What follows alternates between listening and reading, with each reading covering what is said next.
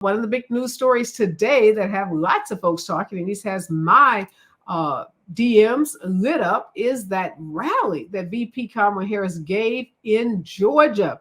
Yes, she faced an enthusiastic crowd in Atlanta, Georgia. She was opened up, or the rally opened up with Megan Thee Stallion, who is a very popular Black female rapper. She told that crowd that this is our next president, or will be our next president, if we do our work. Indian Americans are going to be a big part of that coalition that has to do the work to elect VP Harris. Indian Americans are now the largest population among Asian Americans, and there is a much larger and growing population of Indian Americans in Georgia, where the vice president was today, in Nevada, and in Michigan. And those Indian Americans can prove to be pivotal in a tight race in some of these key battleground states. We know that Kamala Harris is of mixed race. Her father is Jamaican. Her mother is Indian. Her mother came here as a young woman, became a U.S. citizen, and is, as a result, Kamala Harris is both Indian American and she is Black American. And lots of folks focus on her being the first Black female vice president, first Black female U.S. senator from the state of California. And they talk about her first in the context of her being Black.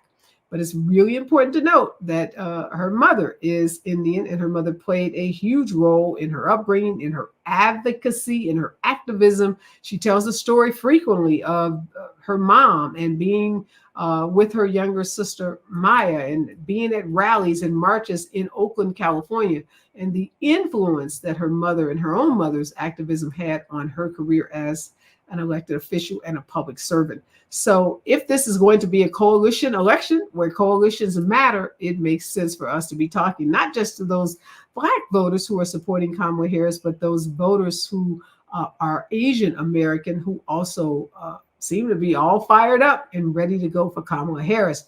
So in this hour, I'm going to be talking with Neil Makhija. He is a Pennsylvania Montgomery County Board of Commission. He's on that Board of Commissioners. And we're also going to be talking to a veteran political organizer, 2020 DNC platform member, and a current advisor to South Asians for Kamala Harris. Her name is Anurima Bhargava, and they're both going to join me and talk to us in this hour about Asian Americans. What is going to motivate them to turn out to vote? What are some of the issues that they want to see VP Harris address on the last 100 days of this campaign? And how do those issues differ, if at all, from issues that are motivating other people of color? Thank you so much, Neil, and thank you so much, Anurima, for joining me. I've been wanting to talk with members of the Asian American community about how are they feeling in this moment about Kamala Harris becoming the presumptive nominee for president on the Democratic ticket. Neil, let's start with you. How are you feeling? Sure. It's great to see you, and thanks so much for having me on. Great to meet you, Areva. And Anurima and I are good friends, so it's really nice to be on here. It's a small world. You know, it reminds me, Hasan Minhaj has this joke where he says Asian American population has grown so rapidly, and yet it's still so tightly knit. So there's over 5 million people in the South Asian community, and there's only 7 WhatsApp groups, and we're all in one of them. So we all know each other. But, only 5 million? Okay, interesting. 5 million South Asians, but about 23 million Asian Americans. So let me ask you this, Neil. So I read something earlier that said that the majority of Asian Americans are concentrated in some pretty key states like Georgia, Arizona. Is that true?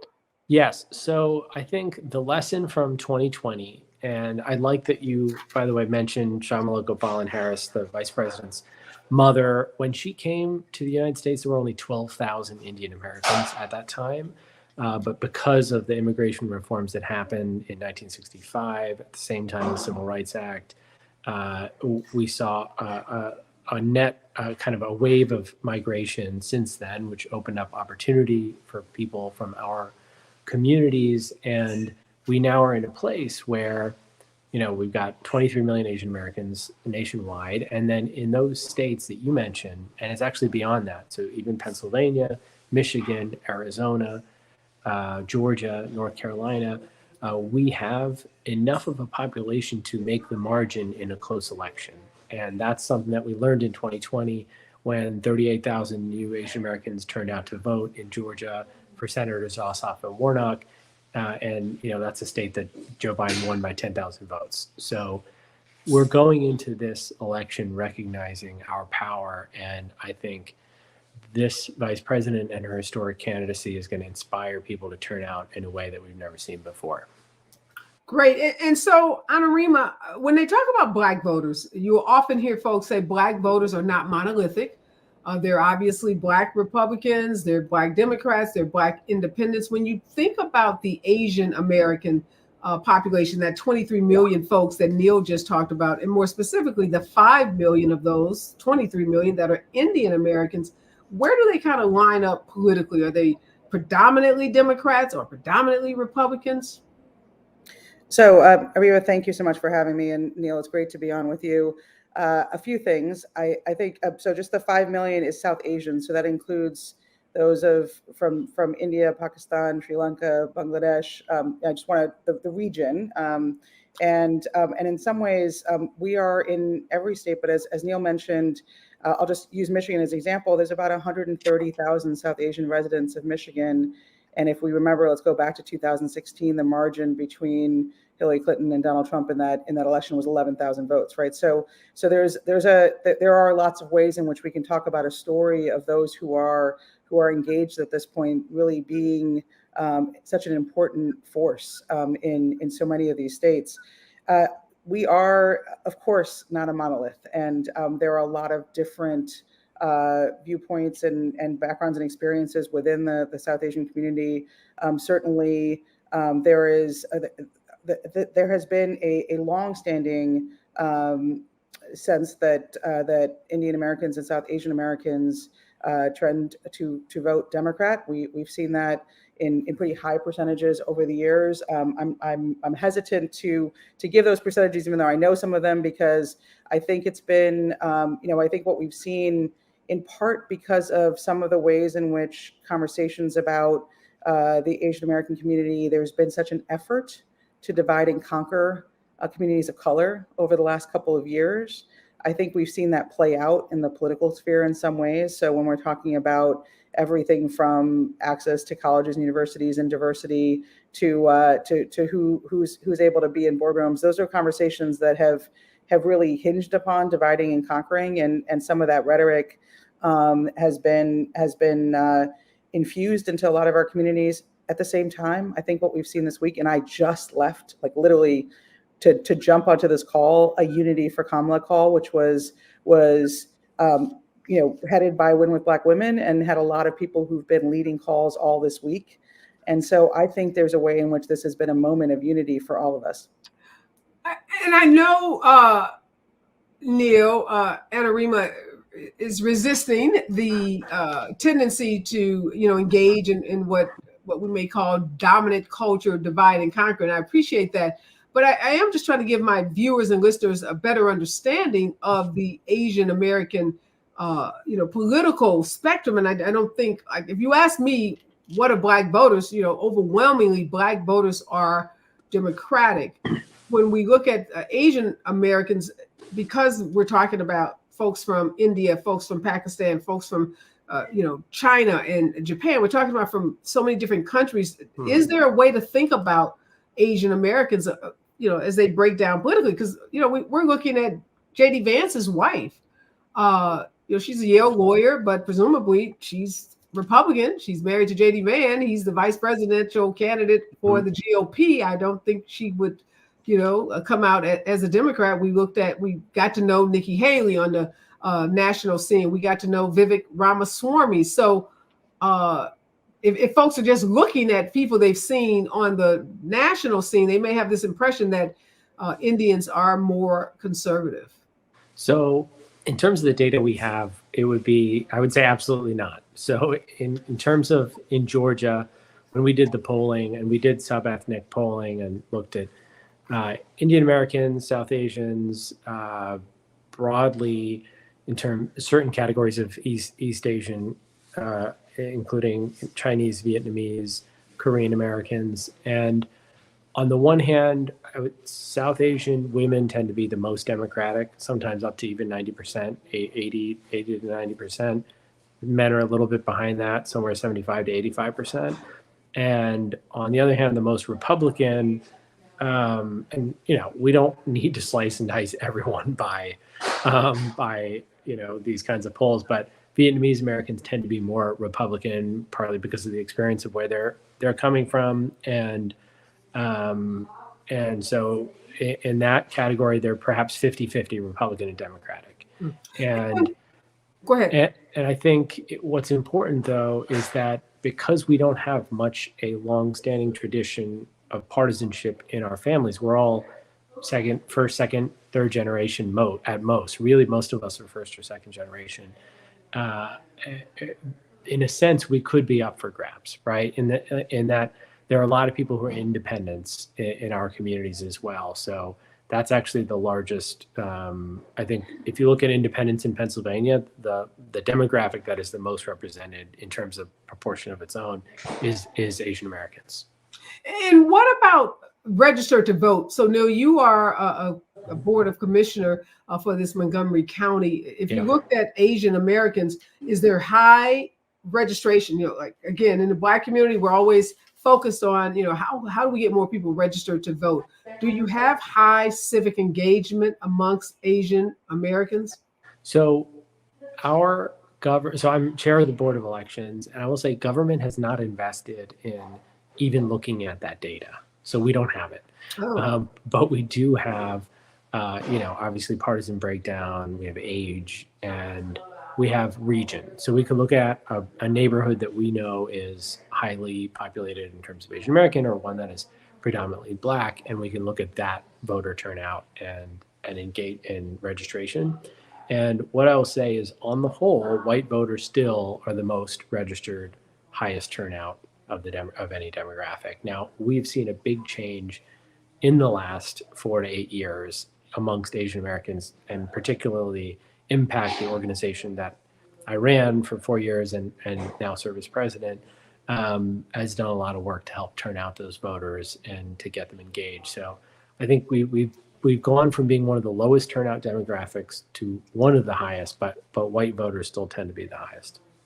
And Anurima, often people talk about people of color, and they lump everyone that's not white into a category and say, okay, these are people of color, and they assume that their issues are all aligned and that they have agreement on issues around everything from abortion rights to the economy. And we know that's not true. We know that people of color are not a monolithic group. But when you think of Asian Americans, what are some of the issues where they may be aligned with people of color, i.e. particularly African Americans who, let's say even the Black maternal health issues? Is that an issue that motivates Asian women? Is the issue of childcare and maternal leave and extended care for mothers who may be going through postpartum depression? What are some of those issues where you would say there is alignment with this kind of umbrella group of people of color? Areva, I'll tell you, I've been a racial justice civil rights lawyer like yourself for most of my life, and largely in spaces that have include lots of Black and brown folks and the issues that are facing all of us. And so this has been the question that I've spent most of the last couple of decades on, which is, where are the places that we align? I absolutely will say that when it comes to the questions of women's rights and our ability to have choices about every aspect of our lives, and to have a chance to be able to thrive, whether it be issues around care, whether it be issues around reproductive rights, about our health, there's no question that was a resounding part of the South Asian Women for Harris call. We had many people that I am sure are familiar to some of your listeners and to yourself, which is Minnie Timaraji, who was the head of Reproductive Freedom for All, Reshma Sajani, who started Moms First. We had lots of people who've worked in the care space. We had civil rights lawyers like Vanita Gupta, and myself and many others who have worked on racial justice issues around, including around like economic mobility. Because I think one of the things that people don't realize is that in the AAPI community, NHPI community generally, it is not a monolith when it comes to class and the kinds of challenges that people are facing. It is not. It is a community that is part of the migrants who are coming into this country, and a significant part of that, right? And so the ways in which we are narrowly cast, right, don't actually meet the reality of all the kinds of things we're facing. And I think there is so much in common about what we need right now, from healthcare to housing to the sense that people can actually be able to stand on their 2 feet and thrive. And I think that's where we're seeing some of the commonness in the swing states, but frankly, in communities around the country. I spent a bunch of time in Arizona in 2018, in Wisconsin in 22. I was in Alabama, in knocking on doors of families that said that no one had knocked on their door in 40 years in part of the Black areas of Alabama. And I will say, over and over again, what you see is a sense of like, are people actually, are they listening? Are those who are in our elected positions ones who can represent all of these different voices? And look, we have 130 something folks. So I think that are in elected positions around the country. I think actually might be even more than that at this point. So yeah, it's a great part of what we're seeing around the country in terms of representation. Yeah, no, I know you're going to leave us after this segment, but I do want to talk to, and maybe I'll have you come back to address this, issues of anti-Blackness. So when you talk to members of the Latino community, it's very clear that a lot of Latin American countries, there's pervasive anti-Blackness, and oftentimes that is what many people of Latin descent will grow up with. And you come to a big city like LA, there are all kinds of kind of issues between Blacks and Latinos. And I'm just curious about how that may play out if you are in the API community, because it's a reality, something I talk about very openly on this show, colorism, and how race plays out in our politics. And definitely when we talk about coalition building, because anti-Blackness is such a pervasive sentiment in this country. So when we come forward, I want to talk about that and how that might impact the coalitions that are necessary, that we all think are going to be necessary for Kamala Harris to win. Neil, I got to have you back. I know you've got to run, but thank you so much for your input. Really appreciate you being a big part of the movement that's going to carry VP Harris hopefully to the presidency. And the reason, Anurima, I brought up in the last segment the issue of anti-Blackness and how it can be divisive in communities of color is because a lot of folks in the Black community feel like white women in particular let us down in the 2016 election for Hillary Clinton. They didn't show up for Hillary Clinton. We know that was the sentiment following George Floyd's murder, that there was, all these conversations about allyship. And just in general, a reporter asked me, how did I feel about the white woman call that took place? That she told me there were these powerful comments made about systemic racism and privilege. And I said, oh, that's great. And I'm glad those women are having those conversations. But, the actions are going to speak far more than the words, because there's a level of distrust. So these coalitions, on the surface, we all look kumbaya right now. But we know that all of these groups have had issues in the past, and those issues could rear their ugly heads at any point. So I just wanted to get your feedback in terms of the Asian community on some of these issues around anti-Blackness. We saw it after George Floyd's murder, lots of Asian American folks in support of the Black Lives Matter movement, but lots of Asians saying very openly that they were not in support. Areva, I have to tell you that, the what we call the Asian American, Native Hawaiian, and Pacific Islander NHPI community, I think it's hard to speak to that community across the board, and so I'm just going to speak to the South Asian community in particular, which also was hard to speak to in a general way, right? But here's what I'll tell you: you're absolutely right. look, I grew up in a Black neighborhood on the south side of Chicago. And it has been part of my life to recognize that the South Asian community of which I'm a part isn't one that deigned to visit. So it's let's just start there, right? But I think part of what we've seen from 2016 and 2020, where, for example, white women came out in higher percentages for Donald Trump in 2020, right after we saw those 4 years. And so I think we've been through this, right? Which is, we know that that the surface will crack real fast if we don't actually work differently and engage differently.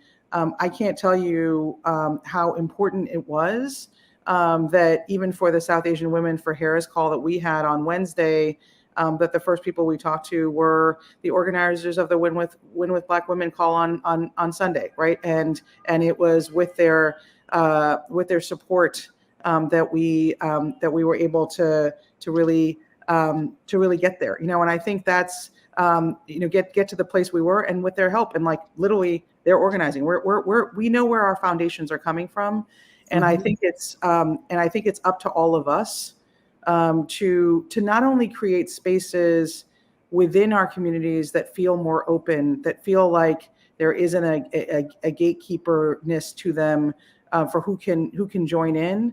And if we can keep that energy that makes it feel like this is a space, this is a time, this is a movement that is open to people, then we get less of the scarcity feeling that we've been having of like, we've got to fight over who gets to be in the room, right? And I think that's the energy that we're seeing. That's the energy we're trying to keep up.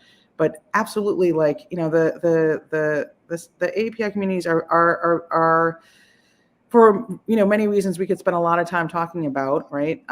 Back to just let's go. I'm gonna go here because it's interesting to me. Areva, 100 years ago, there were a set of cases around who gets to be a citizen in the United States, and it's a pivotal time for Asian American communities, because the arguments that were made were by Japanese, by South Asians who wanted to become citizens were white in different ways, right? And that was their gateway in. And I think that's the way we've been set up, and it's been the way we've been set up for a long time, which is the way in is to appeal to whiteness. And so we continue to see that. What we realized, and I think what we heard on the White Women Call, I wasn't on it, but I heard lots. I heard pieces of it.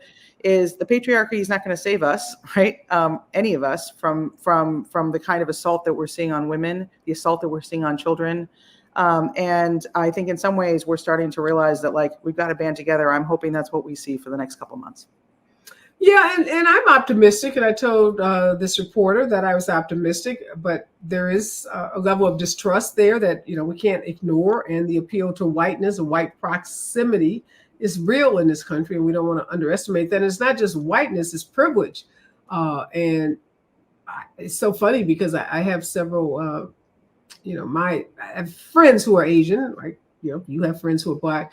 And there was a time in this society where, Black people would pass because of the appeal to whiteness, or try to pass as white. And I have certain, friends in the Asian community that would identify as white. And I've had historians on the show say that white folks are hoping to annex, I'll use that word, Asians, because as their population dwindles, they need more people to be white. And you guys being Asian Americans are the perfect target for them, because we know, the horrible things that this country has done to Black folks. So I just want to talk about that. Obviously, right now, we don't see those fissures in this coalition. The coalition could not have been, I think, more impressive, out the gate. When you look at how short a period of time we got this news that Biden was stepping down and Harris was stepping up.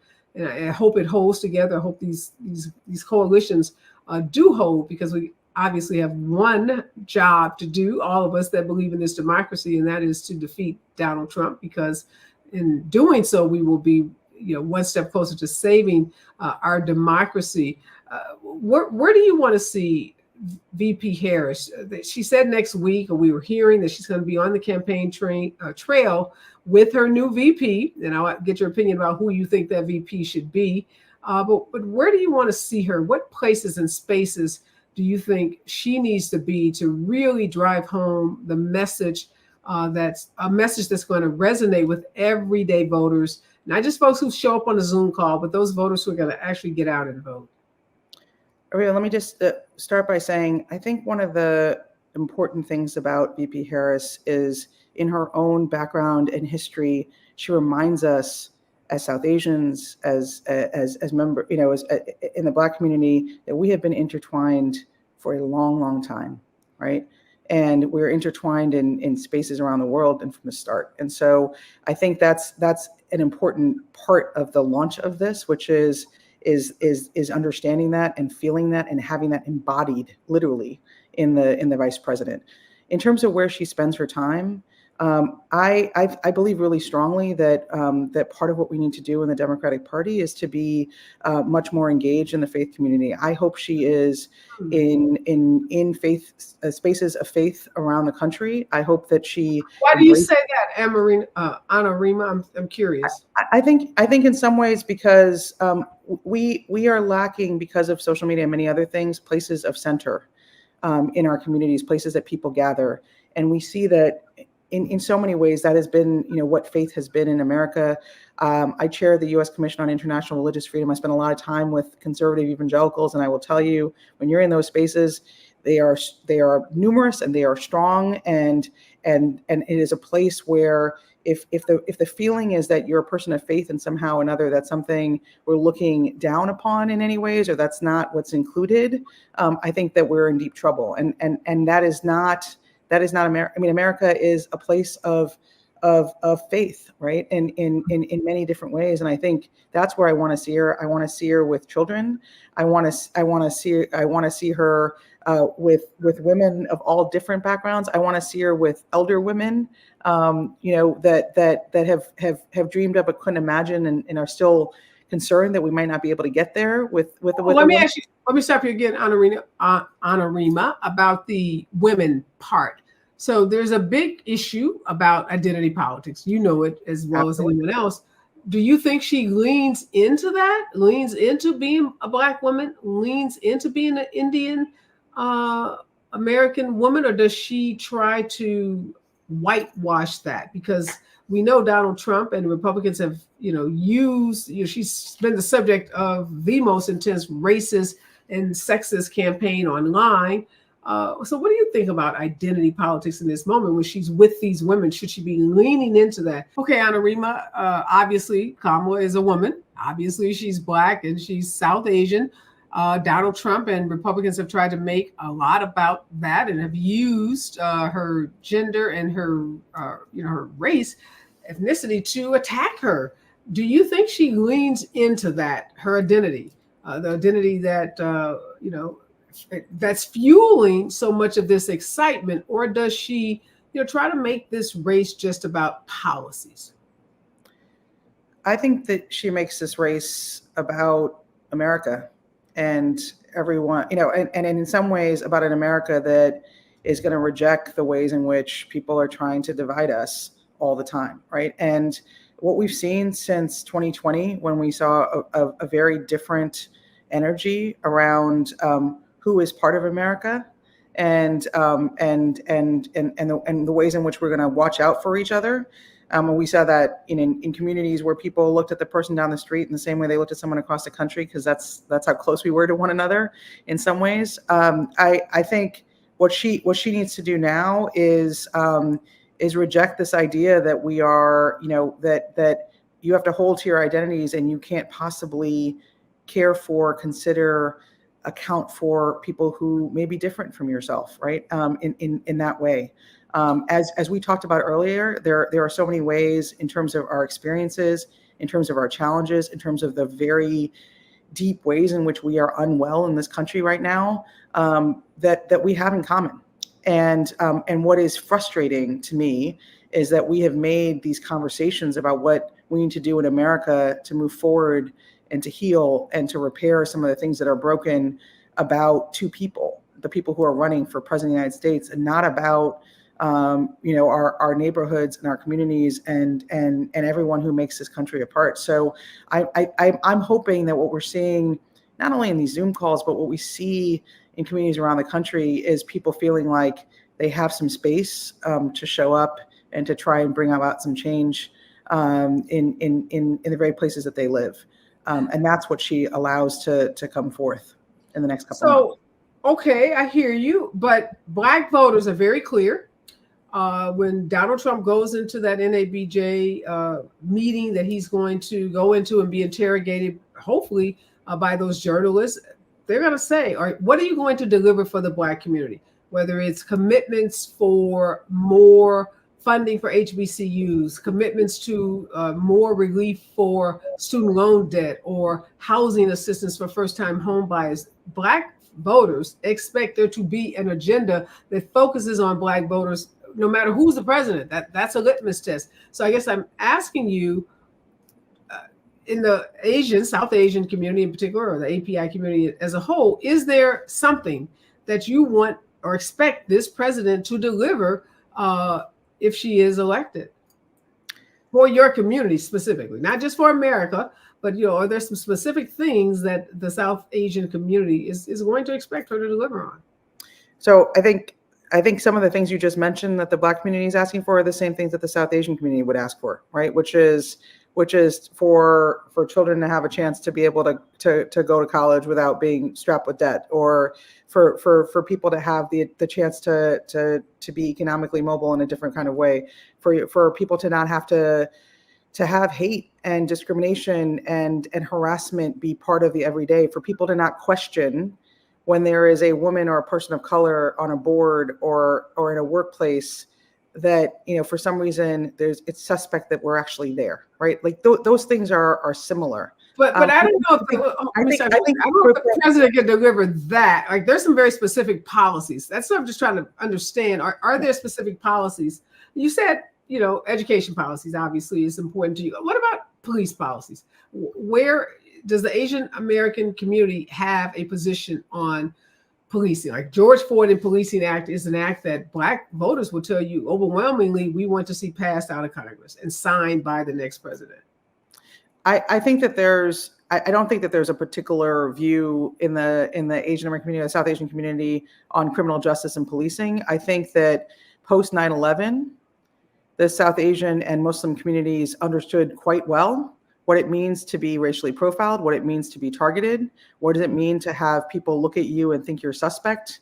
And so I think in some ways there's a pretty deep understanding of that, particularly with those of the Muslim and Sikh and other faiths. And so it's not that we, and in many ways, the South Asian community has been the target of hate crimes. We've seen it in Oak Creek, Wisconsin. We've seen the ways in which when we are divided and splintered, violence emerges, and it usually emerges against those who are othered, whether it be Black folks or South Asian folks, and so in that way, the feeling of policing that is unchecked, that is a way in which we see white supremacy rear its head, that we see the kind of targeting of those who may be vulnerable in whatever ways. Those are things that we share in terms of how we get out of that. And you heard earlier, like, we want to have a sense of how that's playing out in our communities, and we want to have a voice in that. And I think part of what I'm acutely aware of what we can do with the federal government. I was a Justice Department Civil Rights Division, official for many, many years. There's a lot that the federal government can do. There's a lot that it can't do. What it can do is give the norms and standards of who is important and who's worthy, and how do we actually, who are we protecting and keeping safe in this country? And that's what I think we really need to hear from a Harris administration, right? Loud and clear. And before I let you go, Anurima, VP, we're going to find out, obviously, before August 7th, because that's a date for ballots in the state of Ohio. We're headed into the convention, August 19th. Who's at the top of your list, 1 and 2, to be the VP for the VP?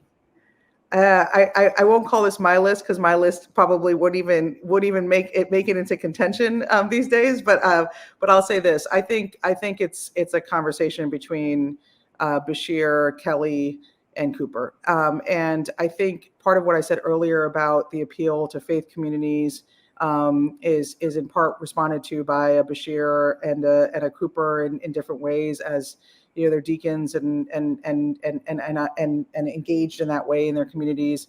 I think Kelly brings a lot to the table in terms of the kind of experiences that he's had that people look at as quintessentially quote unquote American, right? And so I think it's between those three. Would I like it to have other people in the mix? Sure, but I think that's what we're looking at, and we'll see how it plays out. I do think that in any situation, a sense now, like I would never have expected what we've seen in the last week and a half. I would never have expected it. Even when we were talking about the possibility of Biden stepping down, I didn't know that this is what we would experience. And I think I'm with your friends who say, like, let's not dial it in on the enthusiasm. We've got a lot of work to do. Yeah, a lot of work to do. And so the question is, how do we do that work? Let's not turn on each other. Let's turn the moral compass forward and figure out how we get to a place where we're doing, we can do better with each other. Real quickly before I let you go, who's not on the list that you would like to see on the short list for VP? Oh, I mean, I would want, I'd want an all women ticket. I would want, I would want to see our friend Stacey up there. I would want to see, I want to see a lot of people who I think, who represent in some ways to me, the spirit of unity in this country right now, when we are more divided and we have a greater threat to democracy than we've seen in our lifetime. Great answer. On that note, we've got to go. Thank you so much for your insights and being here today and sharing information. So important as we're building these coalitions. We got to know each other, to love each other, and to work with each other. And we do need to work with each other.